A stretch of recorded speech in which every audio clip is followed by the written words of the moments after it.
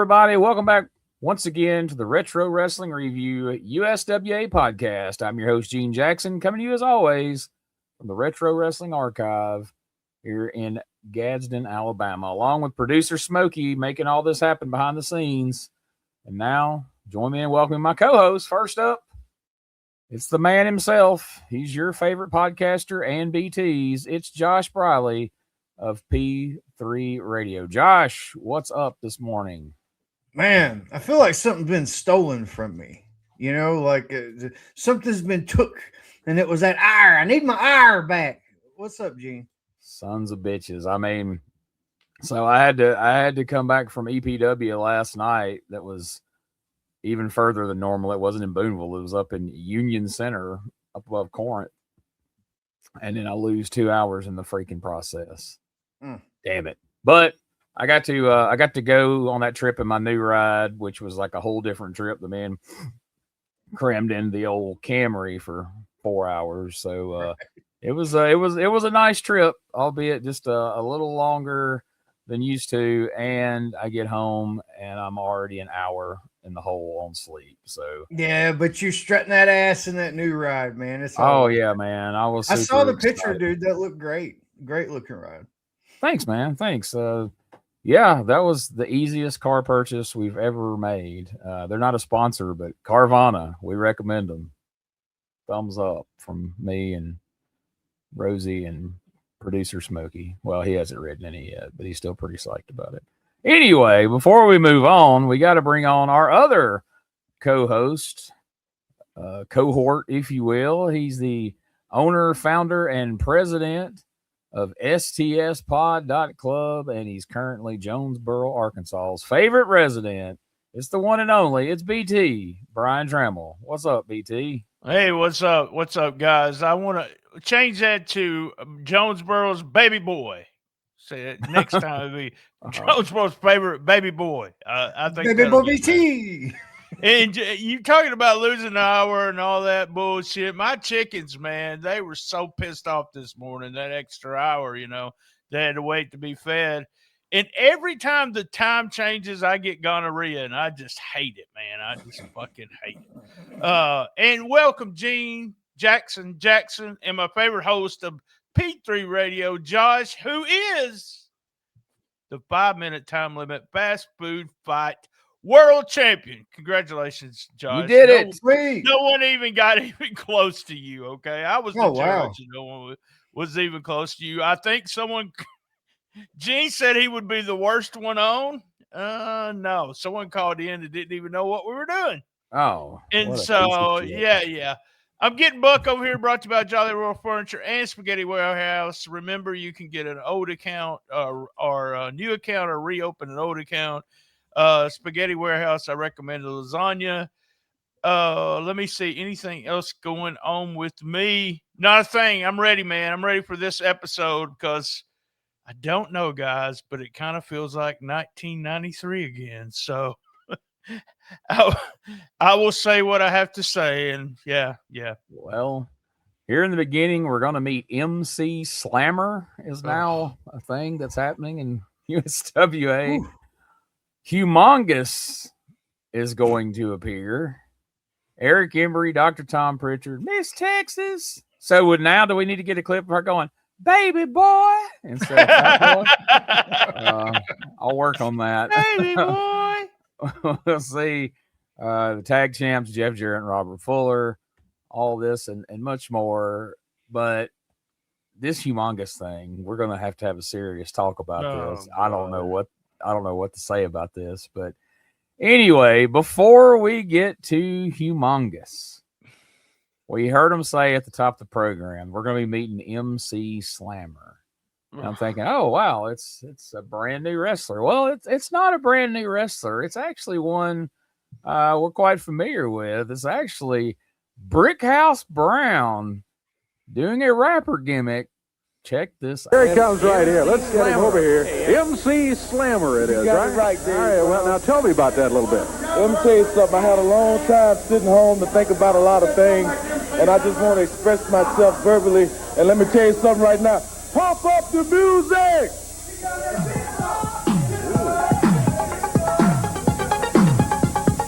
Hey! Brickhouse is through and I changed the game, so my situation's different, so I changed the name. You know I like it nasty, you know I love it rough. I'm still the man who don't get enough. I'm back in Memphis, a half the time, but I'm no longer known as Brickhouse Brown. I've been around the world and I'm back again. Nobody wanna battle me cause they can't win. Everybody knows that the slammer get bucked. Get bucked! Get bucked! Get bucked! All right, let's get busy one time right now. All right. Oh, Holy yeah, baby. shit. Let's get bugged. Brickhouse Brown making PN News look like Dr. Dre. Holy cow. Oh, What the shit? God. How is he not able to rap better than that? What are we doing? And I've heard Robert Fuller get louder get buck chants than Brickhouse Brown just did. Like, this was so off-putting. What do you guys think of this new gimmick? Which isn't even, he don't even have parachute pants on. How you gonna be MC Slammer and still wearing the same damn tights you was last time you was on here as Brickhouse Brown? I had flashbacks of he did something similar with I forget his partner's name, and like, I don't know, 1984 in Championship Wrestling from Florida or some shit. They were called the Break Dancers. I think they wore those tights. Like, it was fucking horrible. And they came out to shit. Can you still hear me? Yes. Okay. My whole screen just went black. It made a little boom boom and then clicked back in. Either way. Yeah, we got a frozen picture of you, but we can hear you. My bad. But yeah, I got flashbacks from that, and you know, it was like it was the same music from 10 years before, you know, or whenever it was. It just didn't go on time, and the fans could smell that it was just disingenuous. Like, and it was just every sense of the word awful. I remember. And, you know, I kind of liked rap at this age. I thought it was pretty cool. But this was like super cringe before super cringe. Yeah. Right. I agree. This is god awful. Fuck. Just horrible. Horrible. I'm a big Brickhouse Brown fan. Always was. I don't remember none of this. Horrible. Horrible. But we did get a great line from Michael St. John. Looks like he's been in the gym looking mighty fine. Brickhouse Brown. There we go. Well, once again, you know, Michael St. John steps in to be the cool guy and kind of explains some of this to Dave Brown. You know, he's getting buck there, Dave. Like, these a couple of things he says. It's like, oh God, Michael. Oh, it was horrible. Don't try to be the cool guy that relates and relays this to poor Dave here. But yeah, you know, it's funny. Of all the quote unquote Memphis names from back in the day, Brickhouse is probably the guy I worked with the most. Wrestled a bunch of times, teamed with him. I knew you did. I never was on a show with him, or well, if I was, I don't remember. Maybe a Mid-South show, but he wasn't. Didn't do anything with him. So I hate that I never thought to ask him about MC Slammer.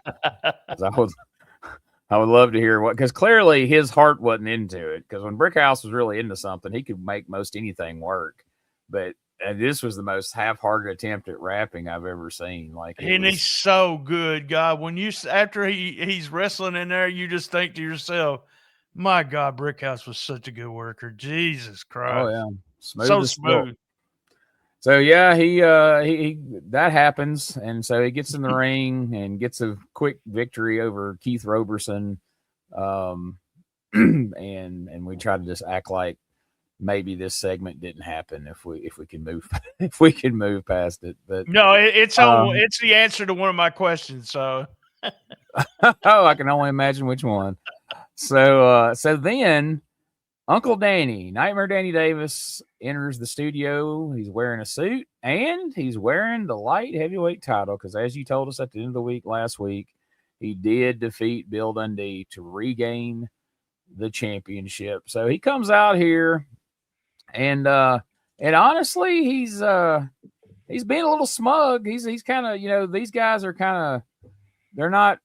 I mean, Bill was more the heel when this started, but in this promo, I think it kind of evens out a little bit. It seems like Uncle Danny's been a little bit of a prick here since he ended up with the title. So let's take a look at this because that suit, man, that suit. Wait till you see his suit, guys. He looks awesome. I love Bill Dundee's reaction when he comes out here. Me So too. let's check this out. This is part 1 of Bill Dundee and Uncle Danny this week on USWA. All decked out in the suit, Danny Davis. Well, Danny? you know, all I got to say is, last week Bill Dundee stood out here in this very spot, and he had this very belt, and Bill Dundee said, Danny Davis, come on out here. I got something I want to ask you, boy. Is we still friends? Well, let me tell you something, Bill. I'm standing out here today. I've got this belt. It's back around my waist. I did it fair and square. I did not sucker punch you like you sucker punched me. So I've got something to ask you. Are we still friends, Bill Dundee? Well, are we? What do you think? I beat him fair and square. So come on, Bill. Why don't you just come on, waddle yourself out here and tell me what you think? You and I have had some tough wrestling matches. The only thing I didn't like was the fact that you chose to throw the first punch. Well, I've yet to do that. Well, I'm going to tell you something. Like I told you, Bill, I could beat you fair and square. Now, I'm dressed like this today for one reason. Because I'm going to show everybody that when I step off of that plane in Japan, I'm going to represent the USWA to its finest. I'm going to go wrestle fair and square. I'm going to come back to the States with this title and a big paycheck. So, Bill, are we still friends? I just want to know. The ball is in your court. You can dribble it, you can fumble it. Here he is, superstar Bill Dundee, former holder of this light heavyweight belt. That's right. Now, Dave, you know, Bill sucker punched me. And all I want to know, Bill, I want to know right now, are we still friends?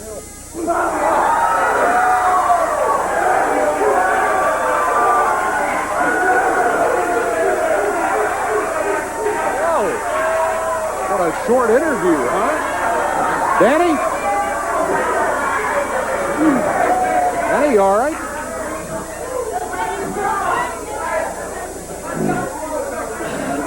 Well, Dave, I guess he just answered my question if we were friends or not.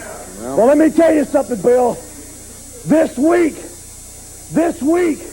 I'm not going to be a nice guy. You decided to throw the punches. Well, I can promise you something. When I stick my nose in your face this week, the first thing I'm going to do is I'm going to shove this fist right down your throat. That's a promise. Danny Davis, he'll be looking for Bill Dundee coming up this week. We'll be back here after this. Man, so there he is. He's wanting to know now that he's champion, Bill Dundee, are we still friends? And Bill Dundee comes out, pops him right in the mouth, and turns and leaves. What a perfect response from Bill Dundee. Yeah, in this case, less is more. He didn't have to say anything. I remember when I watched this the first time as a kid, I literally screamed in my granny's living room, like, "Oh my God, that motherfucker!" You know, I didn't say that obviously, but man, it was so An shocking. 8-year-old motherfucker. It was extremely shocking. And Bill didn't have to come out there and act crazy or anything. That did so much. And it's super old school in its approach, but man, it resonates so much more than a lot of the stuff that's going on in weeks past. So yeah, I love this whole deal. I loved it too. Did Danny say at the very front, "Is we still friends?" I was going to say, why did he make Dundee sound like buckwheat? We still friends. He said, Come on, is we still? Loved it. Let me just say, highlight of the show right there. Those two guys for the last couple. This angle is like Josh has put it over. I didn't go too far to see what the finish is. So I'm just, week by week, just sitting in there enjoying it. So love it, love it, love it. Hey, I'm sorry, but did y'all notice that Uncle Danny was wearing a suit that was before his current workout regimen? Like, them sleeves like of his dress shirt were protruding like almost a foot on each side when he would get bow chested. Like, so whatever what regiment he's on now, it's working. He needed to go suit shopping. But yeah, other than that, he looked like a junior high student that wore his dad's suit to school for, career day or something. It was very noticeable when he walked out. But yeah, that's not the last we're going to hear of this light heavyweight title situation. We'll revisit that a little later in the show. But right now, so I had a side-by-side picture to illustrate this, and for some reason, it's not showing up over here. I can't find it. So we're just going to talk about this. And if you're listening, you should watch this episode, if for no other reason, just for this, because this may be one of the weirdest, most jarring things I've ever seen them do here on TV. This makes you scratch your head and go, what the hell are they thinking? Now, I don't have a picture of them to put on the screen, but you guys saw, they showed a clip from last Monday night, and I didn't clip it because we're going to see a scene from his actual live in studio match. But we see a clip from Monday night of Lord Humongous winning the Texas heavyweight title from Roddy Pritchard. And we see that Lord Humongous is a guy who's barely taller than Paul Neighbors, not as tall as Tom Pritchard. He's wearing biker shorts and a red, it looks like the kind of hockey mask you get at Walmart that glows in the dark during Halloween, but he's painted it red and black. Are we all in agreement that's what we saw in this clip? Agree. Yep. After they show that clip, after they show us the Humongous who actually showed up last week and pinned Tom Pritchard, we now get a video promoting Humongous that is clearly Sid Vicious. There's no question about that. It is 6'9", nearly 300-pound Sid Vicious. And then we revert back to him coming out to the studio and looking like this. Strong clothesline with that right arm, and the Scorpion dazed and confused in the rings right now. Here's with a scoop, Humongous trying to go up with the Scorpion. The Scorpion is just dead weight. He's out on his feet. Puts him up there. What do we got coming on here? Humongous climbing the ropes. Here we go. Belly to back, that's exactly what it is, off the middle rope. And Humongous putting the man that's already out. Scorpion's just got to be out cold because he's had to just literally manhandle him in the ring for the pin. But Humongous successful right here against the Scorpion. Well, he's proven one thing. It doesn't matter the size of his opponent either. So Wow. Wow. Holy, okay, so first of all, do they think that we're going to see a clip of him in the ring from last Monday night, see a video of Lord Humongous, Sid Vicious, and then immediately, without any time passing in between, watch this match and think that's the same guy? That some kind of weird forced perspective angle on the video is giving the illusion that Lord Humongous is suddenly almost the same height, if not an inch shorter than referee Paul Neighbors. Now, the video I just showed of him executing his finisher, and I'm not even going to describe it. I'm going to let one of you guys tackle that. But I watched it 3 different times. I watched it the first time staring directly at Humongous to see how he's reacting during this clusterfuck.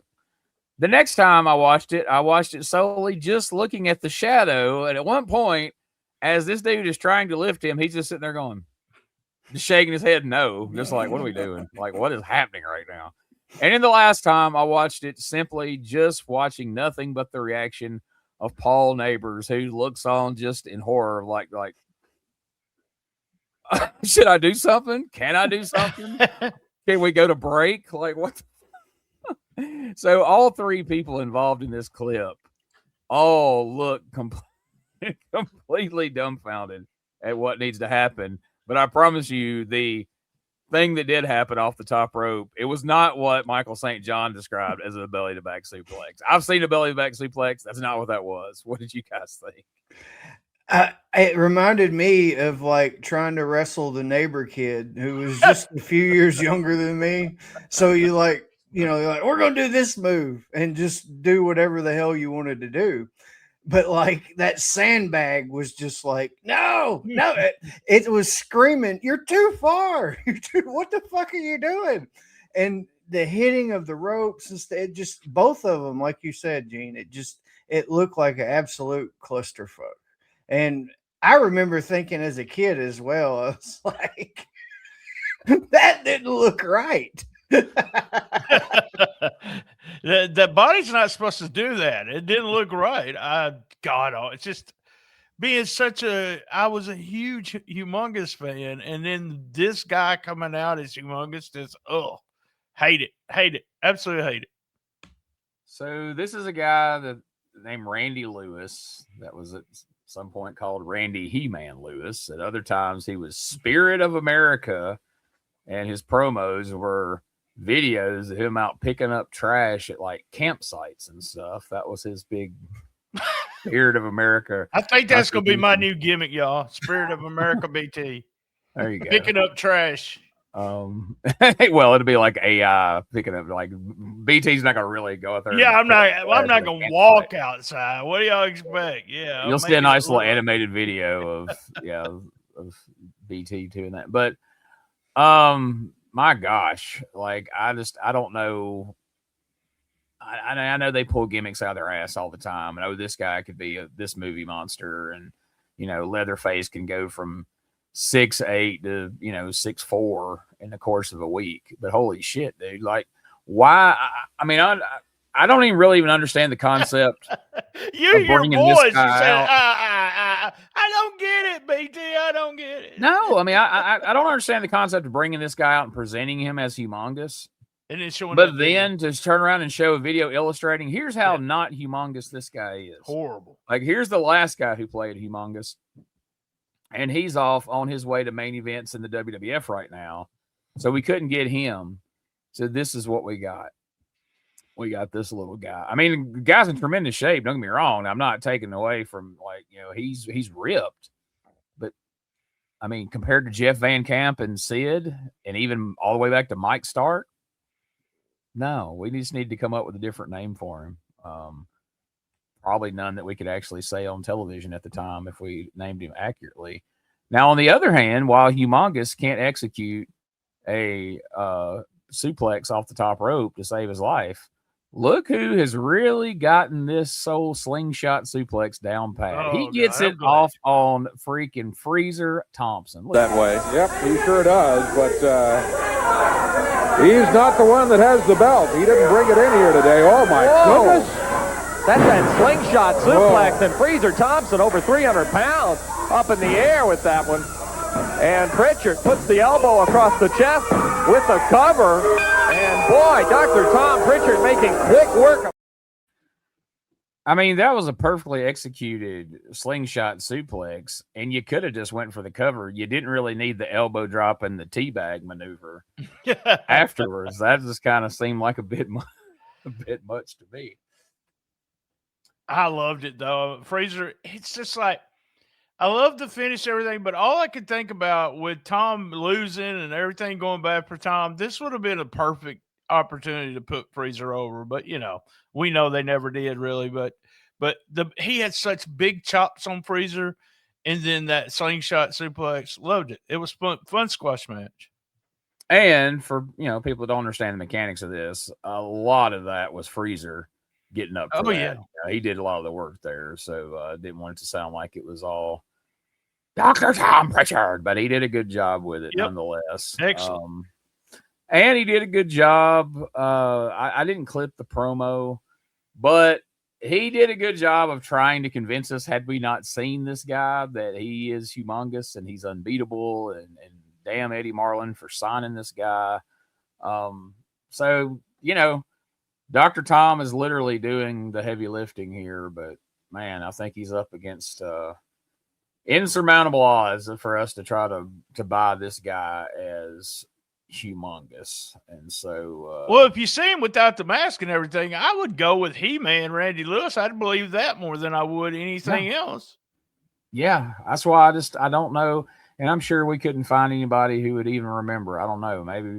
Maybe I'll try reaching out to Dr. Tom and asking him, but just, ask just like, hey, whose idea was it to go with Humongous? Did this guy just have a hockey mask lying around and thought, hey, I'll be the next Humongous? But I don't know. I'm gonna do some. I've got my thoughts on that when we get further into the program. I've got thoughts on why and everything on that. So, all right. So then we get the card for Monday night. As always, we'll save the card for later. Although I will say it is interesting when they get to the tag team title match that is Jeff Jarrett and Robert Fuller defending against the new Goons.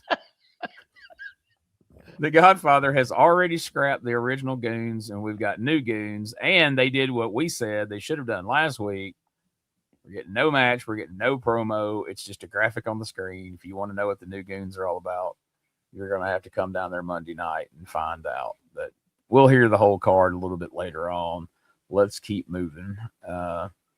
We get a package of the Jeff Jarrett and Eric Embry brawl the week before.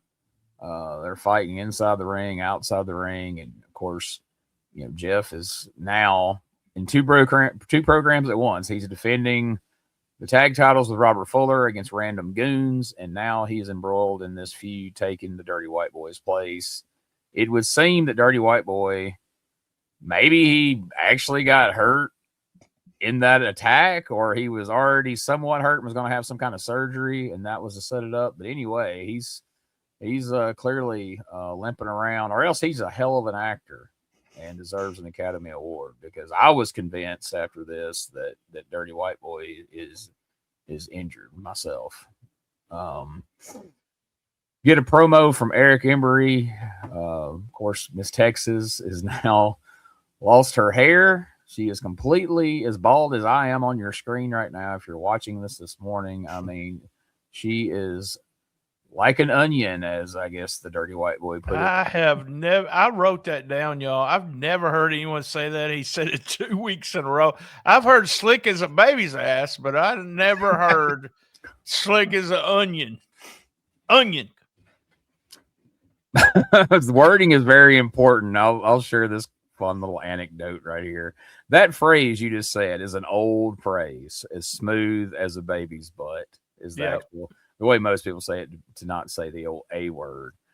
But one time my wife had gotten some kind of new skin cream, and she's over there, she's putting it on her legs, and she's like, man, this stuff is great. My legs are as smooth as a kid's ass. And I was like, whoa, what? I was like, that old saying, smooth as a kid's ass. I was like, the saying is smooth as a baby's butt. And I would stick with that one, because what you just said sounds terrible. It sounds like you would be on the Epstein list or some shit. Jesus. I love it. Love it. And she's like, well, hey, you're not ever going to tell anybody that. I posted it on Facebook. I did it on stage 3 or 4 times as part of a bigger routine about crazy things she has said in the past, such as when we pulled up at a restaurant one night and she declared, hey, we haven't been here since the last time we were here, which very accurate statement, but just ridiculous. So, anytime I get a chance to tell that story. So as soon as BT said it, I was like, oh, I can dust off this old story here. Well, Gene, before we started, you was talking about your cam was blinking, and I actually said one of the smartest things ever. If they're not watching the video, they won't see it blink. Yeah, it's hardly noticeable if you're not watching the video. So, yeah, just imagine the conversation that my wife and BT could have, the things that would get said that didn't necessarily need to be said, but they would. So what do you guys think about, I mean, I know it's just a matter of circumstance, but what do you think about Jeff Jarrett getting plugged in and playing the Dirty White Boy here alongside Kim for these tag matches? The first thing that goes through my mind is like Jerry Jarrett and Lawler and Eric Embry feeling the same way that most of us are watching now with the Fuller and Jarrett feud, or with who they're feuding with. It's like no matter who it is, it just feels disposable and kind of had enough with it. So I wonder if they're plugging Jarrett in that way that he doesn't get like so buried into the, oh, I hate this motherfucker. Because that can happen. Like, if it's a certain manager or tag team partner and you just get sick of the situation, it makes you like kind of form, I don't want to see this son of a bitch again. So they're trying to make him the hero on this end, I guess. So he doesn't fail. I just think it's so weird that we usually do an injury angle because somebody's got to be out. But he shows up to Mid-South Coliseum. He's not there, a spot show, but he shows up Mid-South Coliseum, like you said, running around with the crutch, wondering. And it makes you wonder, he's got to be injured because why would you keep putting Jarrett in 2 matches? And why wouldn't you just let the Dirty White Boy wrestle? So none of it makes any sense to me. And everything they had been doing was to dump heat on Anthony versus Embry. So there was no need to do a switch there if they didn't just absolutely have to. So, yeah, it is weird how this Embry called Jarrett a woman beater in his promo. So, I mean, we got to say he's gave her a couple big punches. So, yeah. I'll tell you what. I mean, you can add Jeff Jarrett to the list of people along with Brian Christopher, Reggie B, that just, when they got their chance, just wailed on poor Miss Jackie. I don't know. Maybe we'll get a chance to ask her about that scene. Let's take a look at a clip from that match from last week, and we'll hear a little bit from Eric Embry. Jarrett with a pin cover. Had the sunset flip on Eric Embry. Jarrett with the backside. Count of 2 on Embry. Now with the small package. Gets the count of 1 on the flamboyant one. Sends Embry out of the ring. Oh, man, trying to get control. Embry with the full right. Jarrett quickly blocked it. Embry up. The white girl in the corner waiting on Embry. Nails him with a right. Embry clothesline Jarrett over the top rope. Out onto the concrete floor. Jarrett in bad shape now. Has been busted open. Indeed, he's feet on the floor. He's trying to fight back. Goes to fire Embry into the metal rail. Embry reverses it. Embry goes for a pile driver. Sits him up. Rams his head center of the ring. Embry puts him over the metal railing. Down to the timekeeper's table. Has him bleeding. Slams his head into the table.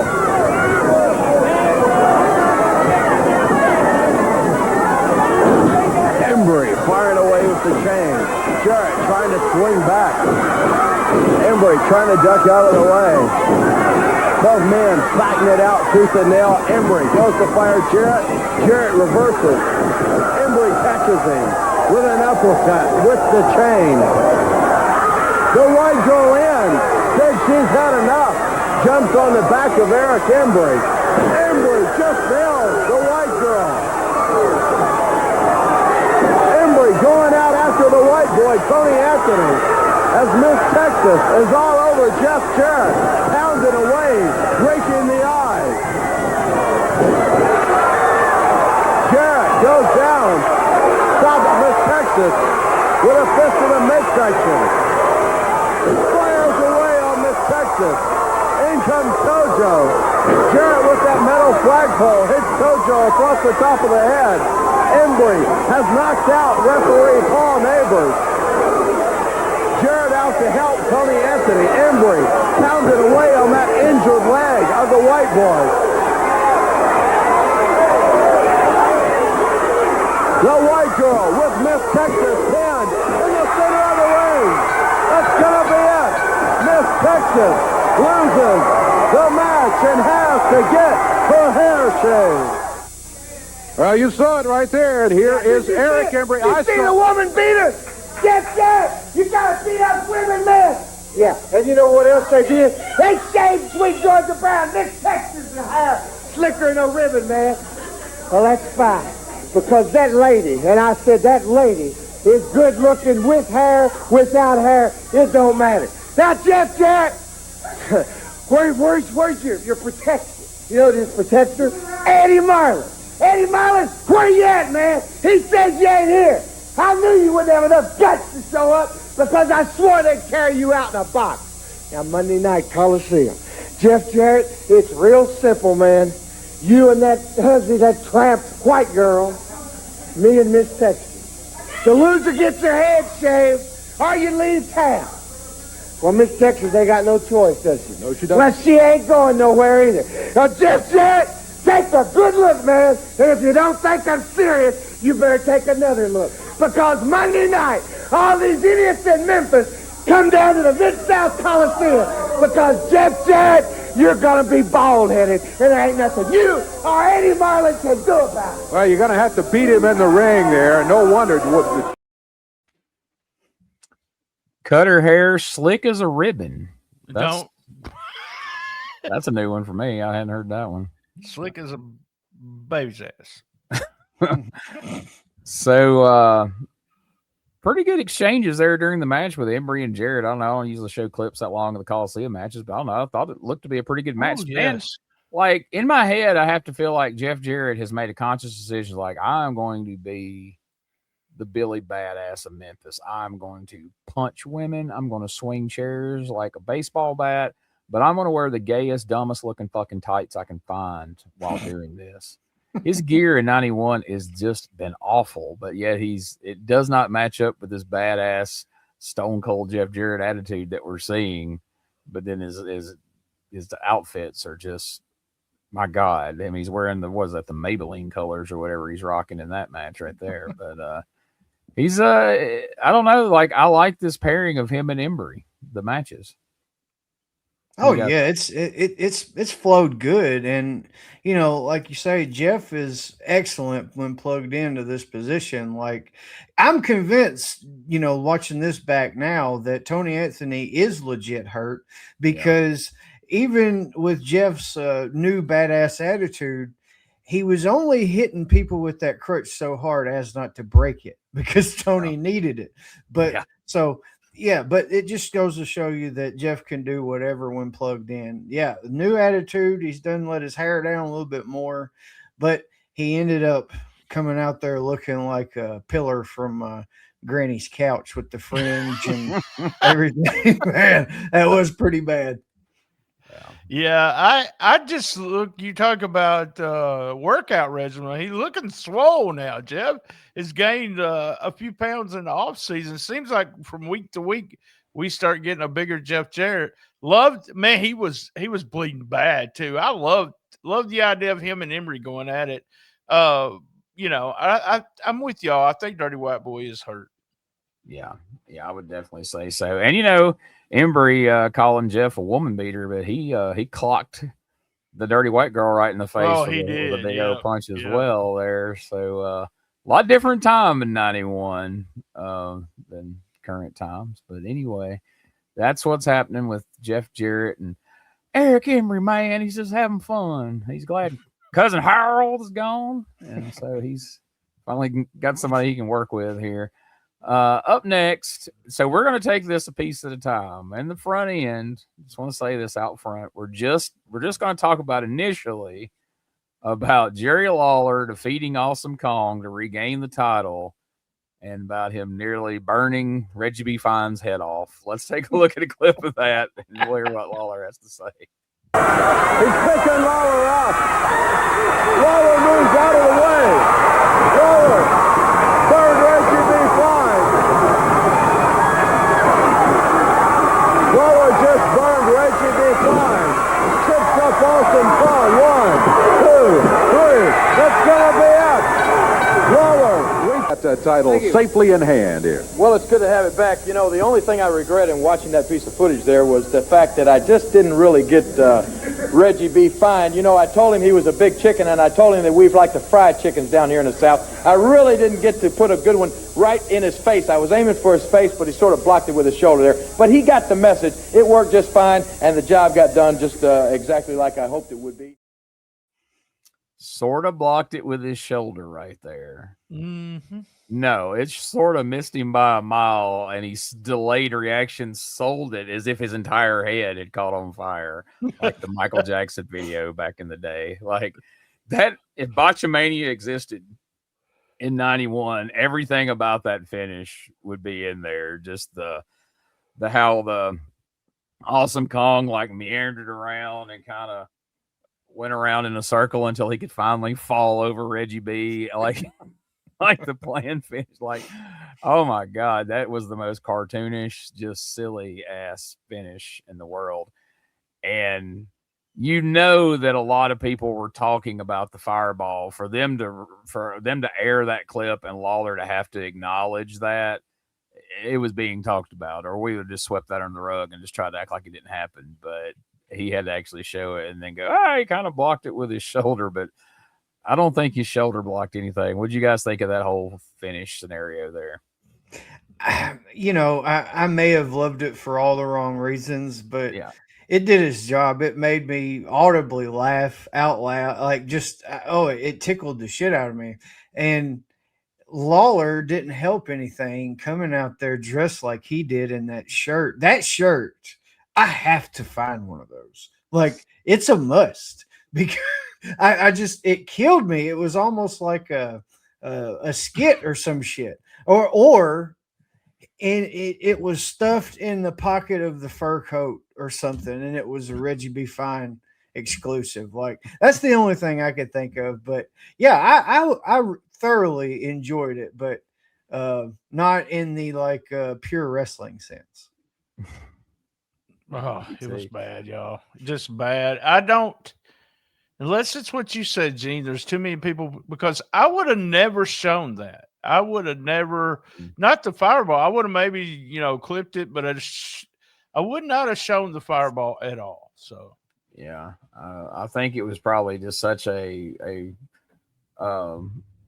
joke at that point that they felt like they almost had to just show it and just kind of acknowledge it and maybe kind of put it off on Reggie B somewhat. But yeah, that shirt's a doozy. We're about to see it again here in a moment, folks. If you didn't pay attention to Lawler's shirt, if you're watching the video, keep an eye on this, because it almost looks like maybe it was a gift from the person we're about to hear from. So, as I've been watching these shows lately, and yeah, you got the Embry stuff's pretty good, but now all of a sudden you got Randy Lewis, Humongous in here to feud with Tom Pritchard, and that's eye rolling, and these Goon Squad people, like, that's eye rolling. And then Lawler, has been wrestling Awesome Kong, and then you had that Samson guy that dipped in to wrestle Awesome Kong, which I can only imagine how bad that match had to have been.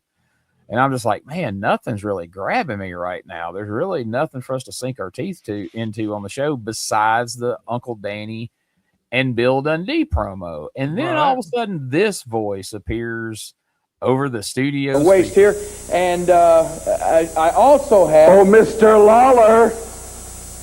Oh, Mr. Lawler. What is that? Yes, it's me, honey. Mr. Lawler, I'm going to interrupt this broadcast to tell the people just what a painful fake you've been your whole career. Can you hear me? I know you recognize the voice. And for the lovely people listening, Christopher, you can call me Honey Love here. And Jerry Lawler, let's talk about your illustrious career. In 1988, honey, you won the AWA World Heavyweight title. Well, honey, you were such a coward, you couldn't go defend it anywhere. You personally ran the AWA out of business and they went bankrupt. Do you realize how many people lost their jobs? And then, Chicken Jerry Lawler, you accidentally won the world-class heavyweight championship of the world. But would you defend that title belt? Coward? No. And what happens? That company goes out of business. Honey, do you realize how many people that you have in the unemployment line? How many ticket takers, ushers? How many people are being deprived of great wrestling action? And you personally, punk, no, I was working for both companies. I've had 3 long years, honey, in the unemployment line. You know, anybody who's ever come after you has never had 3 years to think about it, honey. But I have, and I'm coming with something so nasty. After all these years, am gonna be the one to put you in the unemployment line. Before I get through, you're gonna lose your house, you're gonna lose your car, you're gonna be worthless, more worthless than you are right now. So my friends, roll this video. Jerry Lawler, this is the Dragon Master. This is what's coming after you, punk.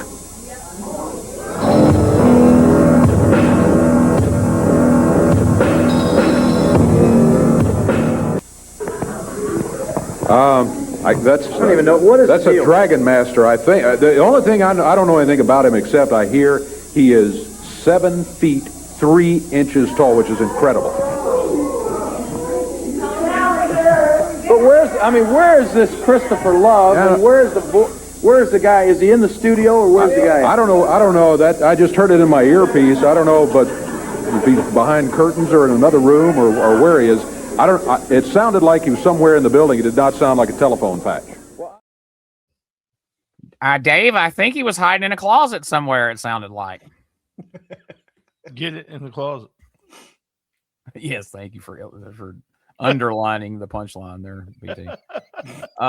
So it appears that Bert Prentice has been digging around in a dumpster after a Clash of the Champions show because this Dragon Master's wearing the exact same dragon head that Ricky Steamboat wore to the ring when he showed up as Dustin Rhodes' mystery partner at a Clash of the Champions just a little while before this took place.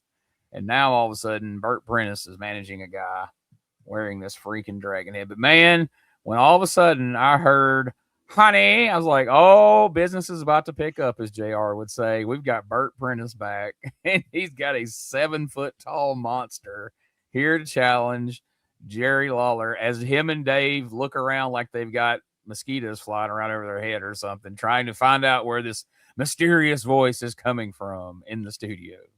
What do you guys think? I know I've used this analogy to a situation before, but it directly applies to this one because for whatever reason, as a kid, I latched on to like just different things. And for whatever reason, the tape that this show was on was something I would just watch, over and over. And like, I feel like, because I've said this before, Bert is my absolute favorite Memphis wrestling manager. He eclipses all of them in my brain.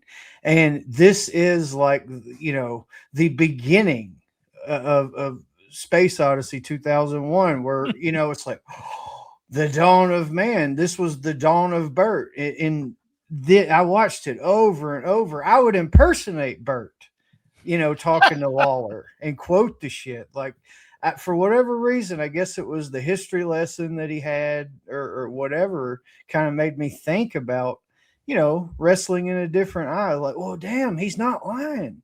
Lawler did win the world title and they're not around anymore. But either way, something I just absolutely ate up as a kid. Dawn of Bert, BT. I love Bert. Y'all know I do. I don't know if I've ever told y'all, but I am in his book. This was bad, y'all. And that's what I said earlier. It feels like a new booker is among us with the slammer thing, with the whole thing, with Humongous, now with this Dragon Master. This all feels so Jerry Lawler. And he's bringing back, as we'll find out, Jimmy Valiant. And then sprinkled among all this stuff, all this bullshit, horse shit, is Emery with real wrestling stuff. And, Danny Davis and Bill Dundee doing one of the best angles on television. But then you're surrounded by all this, stuff that I just can't get into. My question to you guys, and you may know it, may not know it, was this Bert Prentice's first appearance on Memphis Wrestling? I'm pretty sure. Yeah. Oh, wow. Yeah, that's what Josh is saying. This is the dawn of Bert. This is his coming out party, no pun intended, so to speak. I thought it was. I thought it was weird that Jerry didn't know who it was, but then he did know who it was. Do you know or do you not know? I want to make a note that I did send Josh and Gene both pictures of Honey Love beer. I did not make it up, y'all, and I was not intoxicated. But as soon as he said Honey Love, all I could think was that beer can. By the way, did you notice Jerry's been getting, there must be some heel fans out there or something. For the last 2 weeks, he's kind of been healing on the fans, which I thought was really weird. Yeah, he, rather than just ignore it, he usually cracks on a couple of them, I guess, in hopes of shutting them down. But so I find myself as host of a Nostalgia Wrestling podcast in a weird position to where, you know, Josh said something earlier about liking something for the right reasons, or, you know, and I find myself, like, on one hand, rooting for something really good to happen, as it'll be fun to watch. But at the same time, I find myself wanting things like this to happen because it makes for fun podcasting and it gives us things to make fun of. It gives Josh an excuse to bring back the Burt Prentice impression, which has been sorely missed by the listeners. Of like, when are we going to hear Burt Prentice? When are we going to hear? When are we going to hear everybody else? Well, you know, he needs inspiration. Well, here we go. We're getting some inspiration right here, so that's exciting. And so, but I can also see from your perspective, ET, no, it's not good. As far as, like, as a fan, if I'm watching for entertaining wrestling in 1991, this is it, but yet it's still better than Awesome Kong. And I mean, like, I find Reggie B. Fine entertaining, but you know, these last couple of weeks have not been, like, it was time to get past that pretty quick and move on to something else. Now, I don't know if this guy in the big dragon mask is going to be the answer, but we know Bert's going to provide entertainment one way or another. Sure, but it's just so bad. I mean, and it feels so much like Jerry Lawler. He loves all this shit. So all the movie monsters, everything. Of course. But yeah, I just find that funny. Like, I would like to know if that literally is the exact same dragon head that they used on the Clash of the Champions, or it's just coincidence. If, like, that was the cool dragon head of the time, and that's just what you found if you went looking for something. Let me just say that was the cool, because I had 3. No, I didn't. I didn't have 3. Well, you remember back during this time period, I guess it would have been like Fangora magazine. Right. And science fiction effects magazines, they would sell shit like this in the want ads, and then the advertisers would have different masks. I remember looking at them, and they were, like, insanely priced back then, you know, like in the late 80s, when a mask like that would have been like $100, $200. That's what I was going to say. I remember over $100 for something like that. Yeah. Yeah, like, I don't know. I can imagine, like, maybe some job guy, like, fished that out of the dumpster behind, you know, WCW show, and then was like telling Bert, hey, did you see that dragon thing Steamboat wore out the other night? Yeah, I got it. It's in my trunk. Bring it to me, honey. I got an idea. I need to get a morsel of Ricky Steamboat's sweat, honey.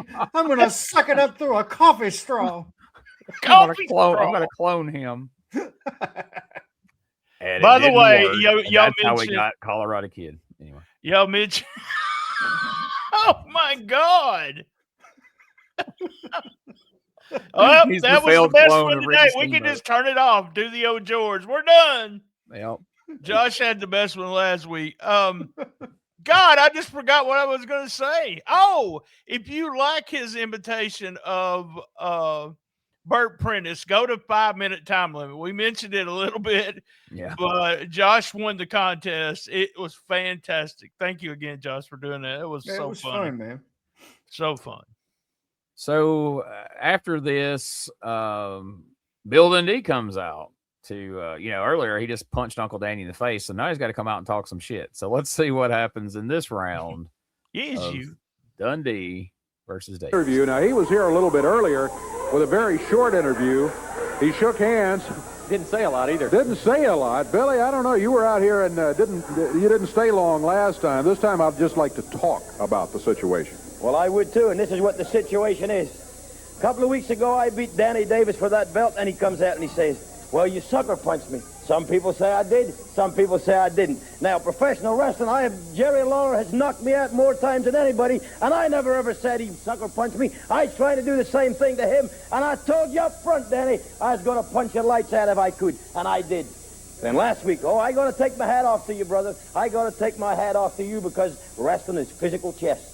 I made a mistake, and you capitalized. I had you down. The referee counted 1, 2. You patted me on the back. I thought that's what he was doing, and I won the match. I stood up, and you small packaged me back. That's fine, brother. That's exactly what wrestling's all about. You beat me. Well, I think there's a little controversy in that. I think you cheated, because when I turned my back on you, that's how you beat me. So this week, let's do this. Let's not have no pinfall. Let's just have a submission hold, a sleeper hold, or we knock one another out, whatever the case may be. We don't have no pinfalls, brother. We just, whatever you want to call it, we just make you submit, because that's what I'm putting on you. In other words, the way you want to do it, no counting 1, 2, 3. Did I hear you right?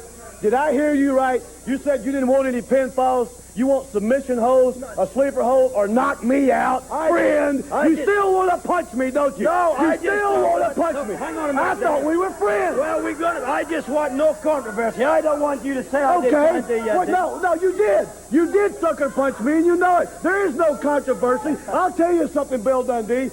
I know you're a tough man. I've seen you wrestle many times. So are you, brother. That's right, I am tough. But let me tell you something. I don't think you're tough enough to make me submit. I do not think you, friend, can make me submit. Hey. Come on, you two. Come on. Now look. Now wait. Wait. Well, no, you ain't telling me nothing. Come on. That's exactly what's going on. Wait a minute. Both of you be quiet. Both of you be quiet for a minute. Now, if you want the match, I'll go check and see if we can get it signed that way. But we're not going to keep doing it. Danny. You ain't seen it. You ain't seen it. Now hold it down, both of you. Let me tell you. You want the match? I'll go call and see if we can get it signed, where it's no pins, no controversy there. It's just like the wrestler that can't answer the bell will be the loser. Okay. Well, now both of you. You're not going to get a chance. Both of you. All right. Thank you, Danny. Thank you for not. That's how I want you. Good and mad. And you got it right, Dave. Just get it signed. A pinfall, a submission, and we knock that sucker out. We'll check it. We'll go check and see if we can get it all squared away. Dave Brown's braver than me. I would not have gotten in the middle of a slap fight between Bill Dundee and Danny Davis. Man, they're ramping up the intensity here, and well, I'm not going to say anything else because it'll spoil later on what we'll ask, but we'll get there. Coming out of this segment, we get a music video of Handsome Jimmy Vay, and Handsome Jimmy's coming to town, and of course, how better to celebrate that than to show a video of him from, even at this point, that was probably 10, 15 years old. 1942, I believe it was. Boy, it's a good thing Meemaw ain't here because you would catch hell. Hey, me and Meemaw might fight over Valiant. That's one of my favorite wrestlers all the time. Well, not in the same, way of fighting. I won't forget. Well, I was saying the way that was implied there. Anyway, so up next we see Eric Embry against Chris Frazier. How many times would you guys venture to guess that Embry has beat up Chris Frazier at this point in 91? At least 6, bro. I'd say 6. This is number 3, I'm pretty sure. All right.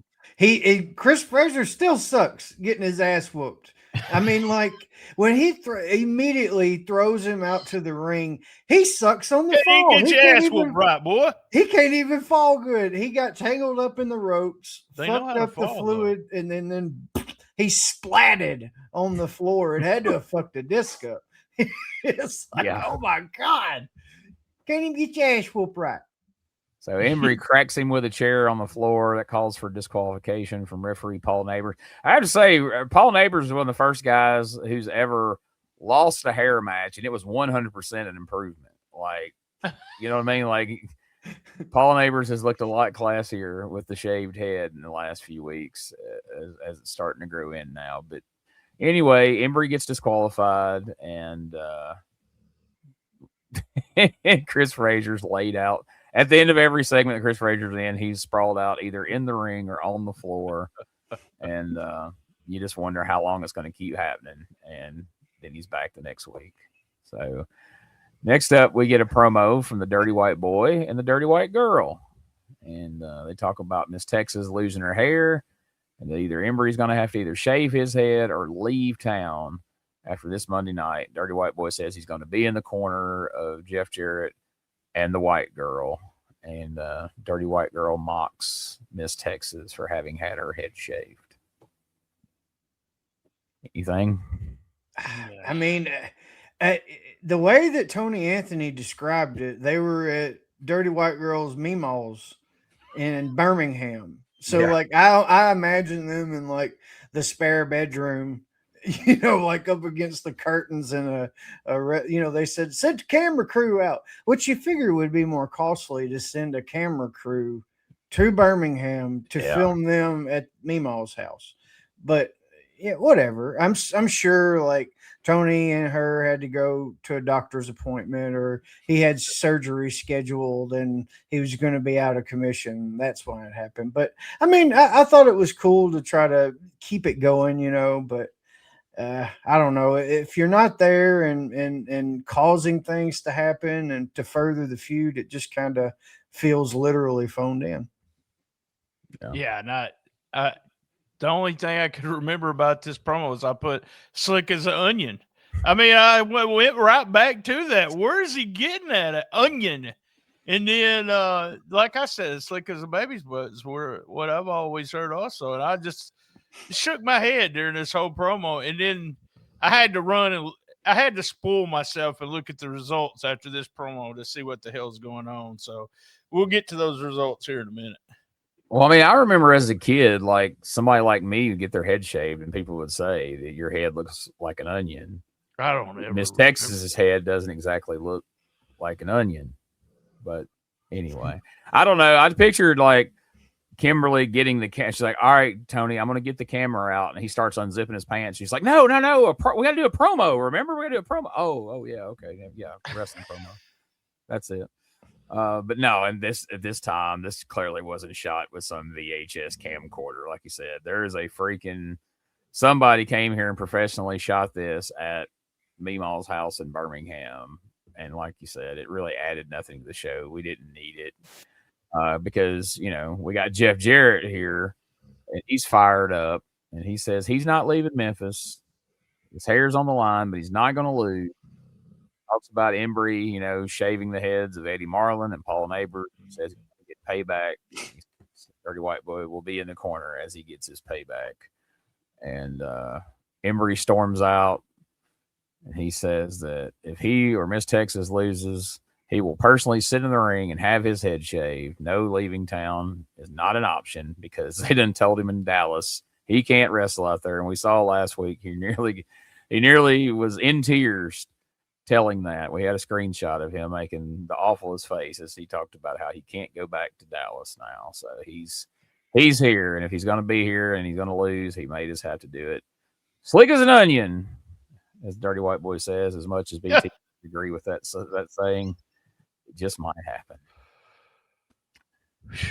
Get Lawler out here. He tells about all the shows coming up around the territory.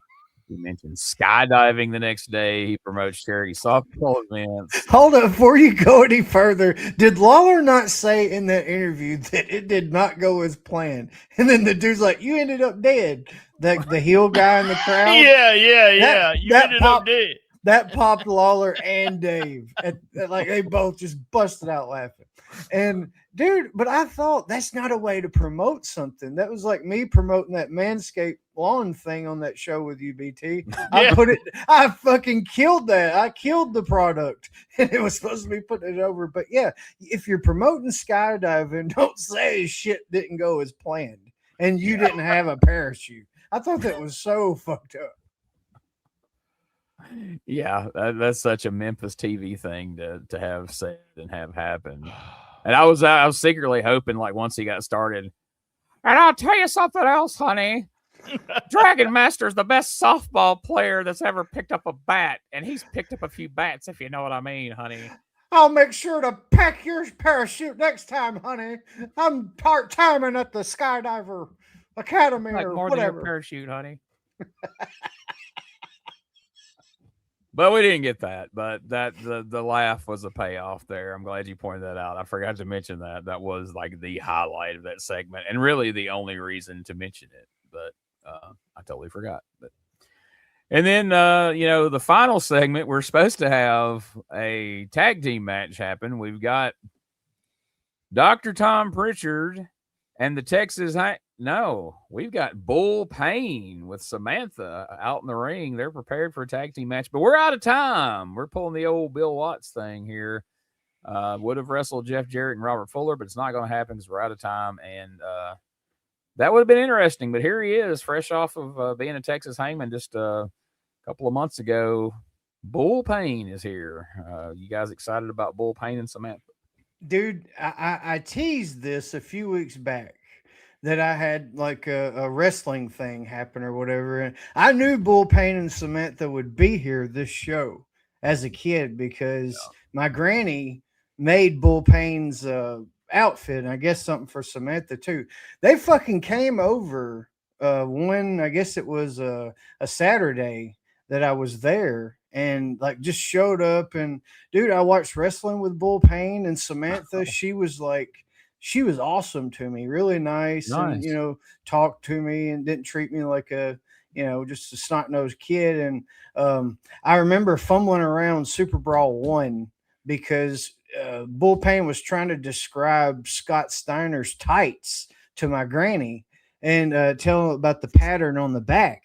So I fumbled around that tape for like 10 minutes, just extending the stay, if you will, like watching wrestling with Bull Payne. It was awesome, dude. And I remember how I found out who he was. I'm a kid. Who are you?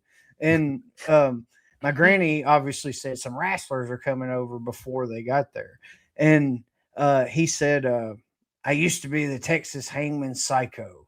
And now I'm going to be doing a thing. I'm going to be called Bull Payne. And I thought that was awesome. Like I had insider information from the source as a 9-year-old. And it turns out he's a bad guy.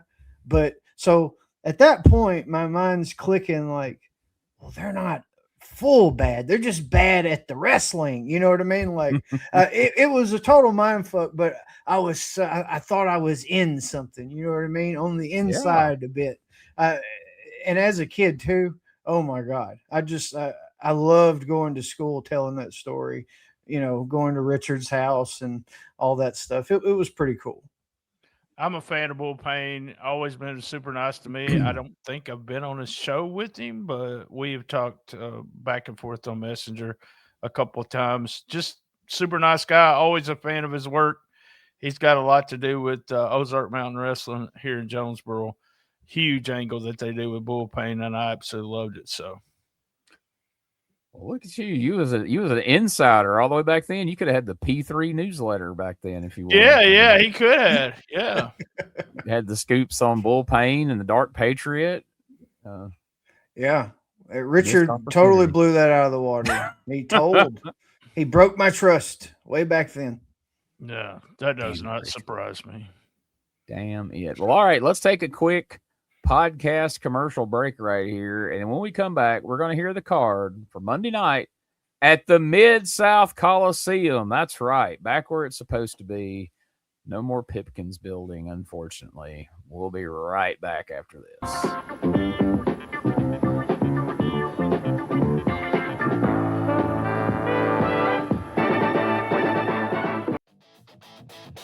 Step back into the wildest territory you forgot you loved.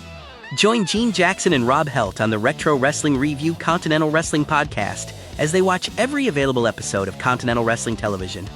From the explosive beginning in 1985, all the way through the final bell in 1989. Watch along with us exclusively on the Retro Wrestling Archive Patreon, where the full video experience lives. Is listening your preference? The audio version drops everywhere you get podcasts, plus YouTube and Substack. Rediscover the stars, the chaos, and the magic of Continental Wrestling one episode at a time. Hey guys, Ray Russell here. Lots of new stuff happening here at WrestleCopia. If you haven't checked out our website at WrestleCopia.com, it's a great way to keep up with the latest episodes of all of your favorite Copia programming, from the Wrestling Memory Grenade to Regional Wrestling with the Territory Talk, the Wrestling Stoop with the legendary Bob Roop, and of course all of those programs also available at your favorite podcast streaming platforms. And if you want to stay up to date with everything going on in the Copia world, all the latest news, random thoughts, fun videos, pictures, and more, make sure to join the more than 33,000 followers over at Facebook.com/Wrestling Grenade. Don't be left out. And last but definitely not least, it's what keeps the entire machine going. I'm talking about Patreon.com/WrestleCopia. We appreciate your support in helping us pay the bills to keep the WrestleCopia Podcast Network running and enabling us to continue to bring you all the quality programming that we offer. If you love old school wrestling, the Retro Wrestling Archive Patreon is where the real treasure is. Get early access to all your favorite Retro Wrestling Archive podcasts and articles before they hit the public feed. Unlock exclusive Patreon-only shows, watch-along videos, and bonus content you won't find anywhere else. And coming soon, the Retro Wrestling Archive Google Drive is expanding in a big way with even more classic wrestling footage, rare media, and archival material for true wrestling history fans. If you're serious about preserving the history of the territories, this is where you belong. Join the Retro Wrestling Archive Patreon today and step inside the archive.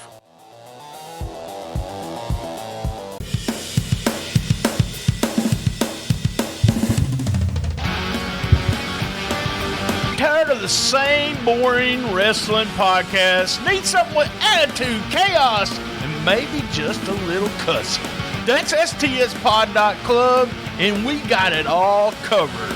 We've got wrestling weirdness with WTF News Desk, 5-minute time limit, and the Southern fried brain of me, BT, steering the whole ship. We also have rolling into Memphis every week about the current Memphis wrestling. Interviews, hot takes, and wrestling outrageousness so wild it might get you banned in 12 states. That's right, it's sdspod.club, or search all podcast catchers for Shooting the Shiznit, where wrestling podcasts grow chest hair. Not sure what that meant. Love my mama.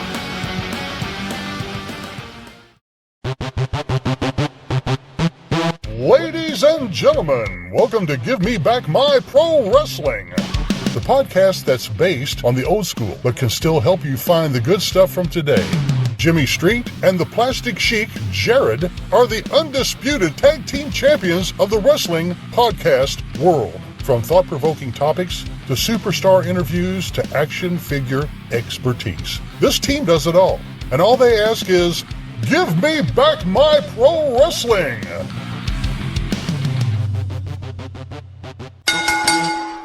Every other Thursday, wherever you listen to podcasts. All right, we're back. Now let's take a listen and see what all this has been setting up for Monday night at the Coliseum. Monday night, and Dr. Tom Pritchard and all the group in the ring, that's Bull Payne and Samantha up there. We'll try to get to that here in just a moment. But first, the opening match, Bull Payne with Samantha will be involved in the opening match. Rockin' Randy will be going against Bull Payne Monday night at the Coliseum. Light heavyweight title then on the line as Danny Davis will be defending the belt once again against superstar Bill Dundee. And a special stipulation on this match, Dave. There will be no pinfalls on that. It'll either be submission, a sleeper hold, or they'll knock each other out for the title match, the light heavyweight title match between Danny and superstar Billy. We have checked that with the promotion, and that has been approved. You're exactly right. World Tag Team titles on the line then. Jeff Jarrett and Robert Fuller defending against the New Goons with a Godfather, also known as Boss Winters in some quarters.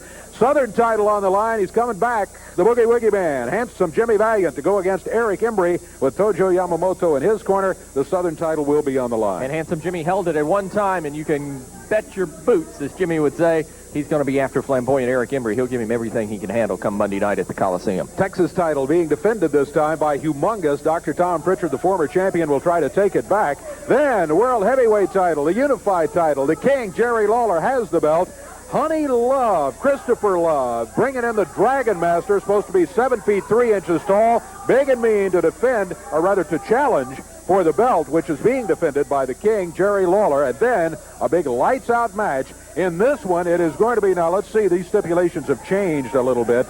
Jeff Jarrett and Dirty White Girl with Tony Anthony over in the corner on the crutches. If Jeff loses, he said he's going to have his head shaved. He's not leaving town. We haven't heard from Dirty White Girl exactly what she might do. She might have to leave town or might get her head shaved. On the other hand, if Eric Embry or Miss Texas loses, then Embry says, ain't going to be no leaving town for us. I will sit in the ring and have my head shaved. Well, there you have it. That's the card. Now let's find out what your least favorite part of this week's show was. Well, that's a tough one. I've got a two-parter. So number one, right there at the beginning, MC Slammer. Like, as a kid, I just, this is bad. Like, this sounds old.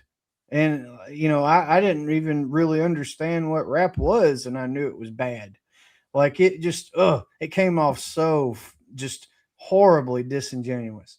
And the fans noticed it too. They wouldn't even get buck with him. Wouldn't even shout it back. They refused to get buck with him, which is highly unusual. Also, you show, Jeff Van Camp was most of the montage on Humongous, the first promo video from last week. Now they show mostly Sid. And there's no argument. You see the little blonde fro sticking up, totally jacked, almost 7 foot tall. And then Humongous comes out. Like, he's 5'8", whatever. He's like a fire hydrant, but still, like, you don't show me Sid and then bring out, fucking Dynamite Kid or whatever. Like, that's not how this works. And as a kid, it pissed me off. And as an adult, it still pisses me off. You made me think Sid was coming to Memphis. Then you sent out that little shit. I'm sorry, but it really pisses me off. Just exactly what Josh said. I would throw in the Dragon Master in there, but we have Burt Prentice doing the promo for him. So it's our guilty pleasure, pretty much all three of us. I can't put that in there. But MC Slammer, Humongous, this all smells like Jerry Lawler booking. At least favorite segments, both of them, just like Josh said. Yeah, my least favorite is everything to do with Humongous. I mean, it wouldn't be right. I mean, it would be bullshit. But if they were just showing those videos and not showing any clips, and he's not in the studio, then I'd be like, all right, well, they're just trying to trick us into thinking Sid's going to be there, and that sucks. But I get it. But how you can show him from last week, then show us that video, and then have him live in the studio, just showing that video to me is just more confusing than anything. It's just like, are you just rubbing our face in the fact that you've got a shitty Humongous now? Like, what is the purpose of this? It's one of the more confusing things I've ever seen him do, but I just hate every damn thing about it. And if I'm a fan and I'm in that audience and I see them promising the old Lord Humongous and giving me this little guy, I'm thinking, when they tell me the Dragon Master's 7'3", is he going to turn out to be a midget or something? Like, can I believe anything these guys are saying these days? Mini Dragon. Yeah. Well, it turns out Bert left him in the dryer too long, and this is what we got. And no, they won't have no explanation whatsoever. It'll be just that. So, and then next up, conversely, what was your favorite part of this week's show? I mean, the biggest part of it was obviously Uncle Danny and Bill Dundee. Bill Dundee, by the way, I forgot this, but he looks like me on my first day of 4th grade. The outfit, like, man, I had one very similar, very, very similar. And, the drama that him and Uncle Danny got going, the slap fight, which, they're not like going hardcore on each other, but just that alone shows that there's extreme intensity, and that translates because it's better than just being out there, I don't like your face and we're going to fight. Like you feel it, and that draws you into it a little more. And obviously Christopher Honey Love, just doing that promo alone, oh man, that's good shit. I cannot wait till he comes in actually on camera in studio. It'll be great. Yeah, my favorite part is Danny and Dundee. Just a great angle in it. I can't remember which one of you. I think Gene, you're the one that said it one week where it looks like they were driving down the road and said, "Hey, let's do this angle together." And it's a wrestling angle. It actually means something. There's if one of them has the belt, they get to go to Japan, blah, blah, blah. We know that part of the story. And we know the part of the story where they were friends, but now they're not. I just love it. I love that Bert we got to see the debut of Bert. We've watched a lot of debuts, which is fun, doing this podcast. But to think that I sat there and watched the debut of Christopher Love, Bert Prentice, awesome. But yeah, favorite part had to be Danny and Dundee. And you got to think too, in '91, when most of the fans watching this aren't going to be familiar, what do you think they're picturing when they hear that voice for this first time? They have no point of reference, no context to who this is. I can think of one word that they would have probably used during this time period. Honey, that's what it is. Yeah, my favorite part, without a doubt. I mean, yes, it's fun that Bert's here, but just Uncle Danny out here. Hey, friend, come on here, friend. And then Dundee walks out, doesn't say a word. Just as he shakes Dave's hand, comes straight up into a punch in the face of Davis and walks right out. Just a perfect response. And yeah, we needed the promo later in the show, and that's fine. But for that segment, that was absolute perfection. I love it. I love everything about that angle right now. So I'm glad we've clearly got it going for another week or two here. So we'll see who walks out with the belt this week. And before we get to that, would you buy a ticket to come see this week's card based on the card? Oh yeah. Yeah. I want to see who the Dragon Master is, see if he's really 7'3". Got to see if Bill Dundee can get the belt back from Uncle Danny, how he might do it, because it's always these little things, but it means so much because there's a friendship behind everything that they're doing. And, got to see Bull Payne's first match after the meeting at Granny's house. I got to go and support my new friend. So, yeah, I'm definitely going to be there. Toss up for me. Really nothing on here I want to see except the main event and Bill Dundee and Danny Davis. So I don't know. Might go if I don't have anything else to do. But you also got to remember this is where I was in life in 1991. I just graduated from high school in May. Probably not one of those shows that I would drive from Jonesboro to Memphis to see. The freaking Boogie Woogie Man's going to be here, dude. I know. But come on. You got to see that. No, we fell into one of these USWA loops where we're hair matching every week now for several weeks. We can't just have one hair match and move on. I mean, if you remember, 93 started out with 12 weeks of hair matches with Brian and Jeff, where neither of them got their hair cut. It's manager after manager and valet and all these different people getting their hair cut, but I don't know that drama is really going to get me there.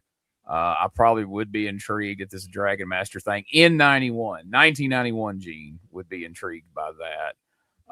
And I would definitely be intrigued to see what's going to happen next in the Dundee and Danny Davis thing. I'm probably not going to really give a shit who the new Goon Squad is or have any expectation.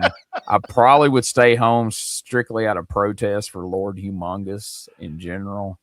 So I may not be going to this one either. But it would be a tough call. Let's go now to BT and find out what we would be missing and what Josh would be seeing along with any other action that you have. I got this date on 8/17 that this show aired. Jerry Lawler got on a plane and worked a Dennis Carluzzo show in New Jersey. It was headlined, and I'm not going to give the full card, but it was headlined by Terry Funk against Bob Backlund, 1,700 people in a college gym, and it went 20 to 25 minutes.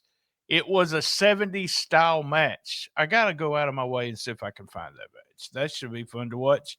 And Jim Cornette and Stan Lane beat Mark Curtis, a.k.a. Brian Hildebrand, and Jerry Lawler. So there you go. Lawler got on a plane to tag with Mark Curtis. Yeah, fun. 1,700 people, though. That's pretty damn good for just a little small show. 8/19 is Mid-South Coliseum in Memphis. I did not get an attendance figure. Bull Payne beat Rockin' Randy. Bill Dundee beat Danny Davis to regain the USWA lightweight title. Jeff Jarrett and Robert Fuller kept the tag team titles, beating the New Goons. Eric Embry beat Jimmy Valiant by DQ to keep the Southern title. Tom Pritchard beat Lord Humongous to regain the Texas title. Jerry Lawler beat the Dragon Master, who may have been Paul Bunyan, a.k.a. the Canadian Giant, but I'm not sure is what Meltzer said. Managed by Chris Love to keep the USWA title. And Embry and Miss Texas beat Jarrett and Dirty White Girl. And the loser of the fall leaves town or gets her hair shaved, which ended up with White Girl losing and deciding to leave town. There was also so the Dave Meltzer used to have a readers page, and it was where people traded tapes and all kinds of stuff. And that's where you found other newsletters, or you sent in a letter and people responded. It was really a good part of the Observer because you got the actual readers doing it. But I wanted y'all to know that in this issue that I looked up, Chris Candido, and Dave gave his full shoot address, is looking for tapes of 614 and 621 Dallas Sportatorium shows that aired on Channel 27 in Dallas. He's looking for matches of Chris Candido against Danny Davis. So there you go. Be like, sorry, Chris, I only have tapes of Chris Candido wrestling Danny Davis. I thought it was interesting. He's really wanting to watch, and we talked about that. Danny probably taught him a lot, and he's really wanting to watch those matches again. So I just thought it was funny that he put his shoot address in there. So I was like, so what would you say, just a guess, you think the subscriber base that his address would be going out in front of in that newsletter at the time? So we're talking 91, 800 to 1,200 at the most. Okay. Yeah, that, the Observer was totally something different back then. It was it was like a trade publication. Like the guys like to get the Observer to read gates so they would know where to go. Yeah. I had Ken Wayne tell me one time that's what, they would look at the Memphis gate. If it was in there, they would know whether they want to go back to Memphis or go to Continental. But that was one of the things. And they've got to see who was wrestling in other places because, if you want to go to Central States and you had somebody there that you don't like, you wouldn't go to Central States. But that was one of the reasons they like to look. It's just the results. They really didn't care about all the stories and stuff. Well, that's good because most of the stories were bullshit. So, all right, let's go right now and find out what's going on this week. BT over at stspod.club. Oh, man, we got a lot of stuff rolling into Memphis on Saturday. Also, Saturday afternoon, I released on the audio feed and on YouTube and Rumble, we have the full interview with Mike Anthony. The audio version has limited commercials. Cassette Wrestling News companion piece came out on Monday. If you're listening to this on Wednesday, and it's from August 1991, fit right in here. And then on Thursday on the main feed, we've had him here on the show. Rob Helt will be there in the studio talking to me. Recorded late February in February, but just a fantastic interview. You actually sat in on that, Gene. I did. So everybody needs to check that out. That was a lot of fun. So be sure you check out everything over there at stspod.club. And while you're doing that, well, you can jump over to the Retro Wrestling Archive. There's plenty of STS pod material there as well that drops at least every other day. And then also you can find this week's episode of P3 Radio. And, well, as strange as it sounds, we usually let BT review P3 Radio here on the show. So, all right, Smokey, go ahead and pop it up there. Everybody knows what P3 Radio is. Give me the minute. All right, we got the minute going here. Episode 448 called Weird Eye. I have never laughed so hard when Richard told Josh he's sure glad his eye got fixed when they were kids because he probably wouldn't have been his friend for so long. So, damn. At the front of the show, they were having tech problems, and as we know, Richard had no idea what to do. Richard seemed a little out of it. I don't know if you noticed that, Josh, but he really did. He's sick again too. Here's what surprised me. Richard said he makes fun of his wife when she messes up words. Does that shock y'all? Richard talks about his dog's wiener just a little too much. And Josh and Richard are planning to sell grandma's clothes, Don West style. That's going to be awesome. If your age is higher, that means you're older.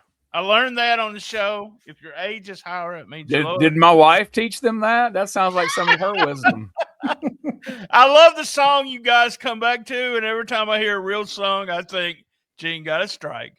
And the whole thing with Justin Timberlake and his police cam, it makes me want to watch it more now. How many police cams have we had that no one goes to court to try to stop the release of it? There's no telling what he says or does on that.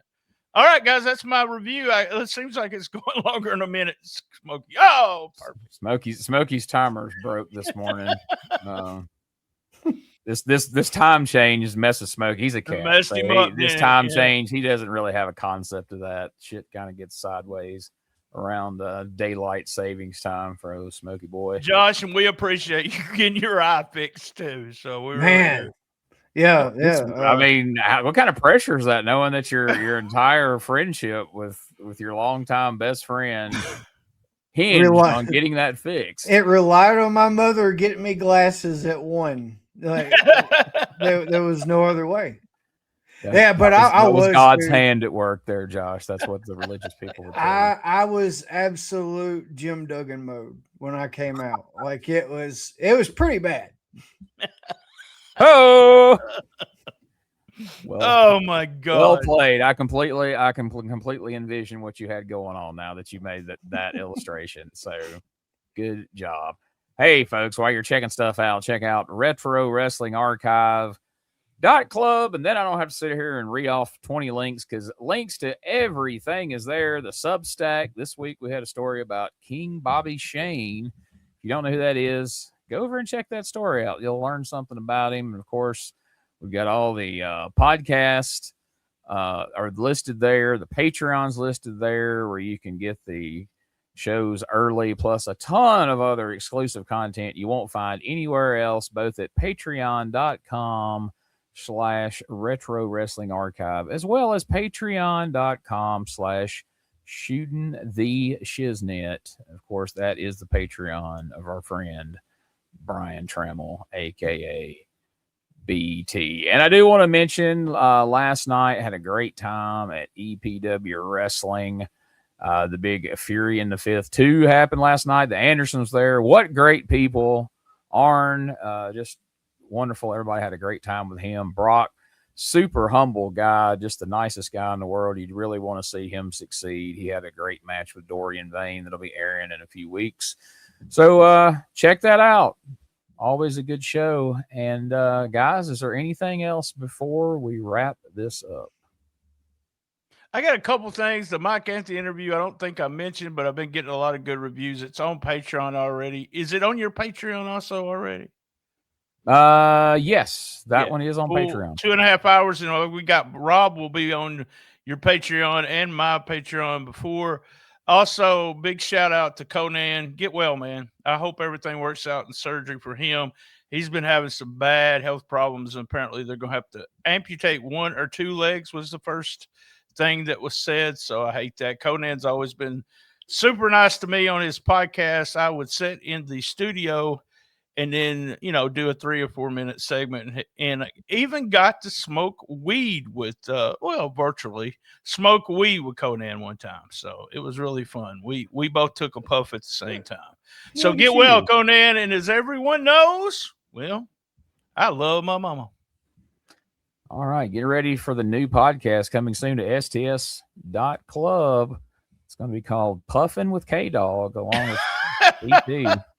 Coming soon to a podcaster near you. And coming soon will be next week, the next episode 95 of the Retro Wrestling Review USWA podcast. Do you miss the good old days of WCW? Well, we do too. Gene Jackson and broadcast Bob Anderson are going back to where it all exploded, reliving every Clash of the Champions event and every WCW pay-per-view, starting in 1989, one event at a time on the Retro Wrestling Review WCW podcast.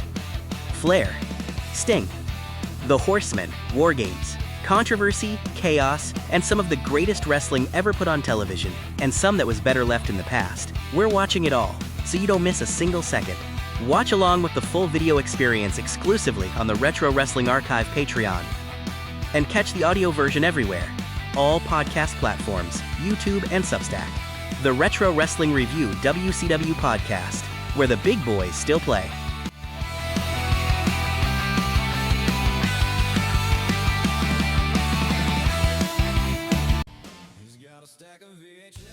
Old school wrestling isn't just history, it's personal. On Retro Wrestling with Gene Jackson, Gene sits down with the legends, the wild cards, and the unsung heroes of the territories. Plus, he breaks down the shows, the moments, and the stories that built the business we all grew up loving. Real conversations, honest reviews, no pandering. From Memphis to Mid-South, from smoky bingo halls to sold-out arenas. If it's old school, we're talking about it. Full video interviews are available on YouTube and Patreon. If you're just looking for audio, you'll find it everywhere you get your podcasts, as well as on Substack, where Gene posts in-depth retro wrestling articles each and every week. Retro Wrestling with Gene Jackson. Preserving wrestling history, one conversation at a time. His action figures all alone strike their classic poses. He finds joy in the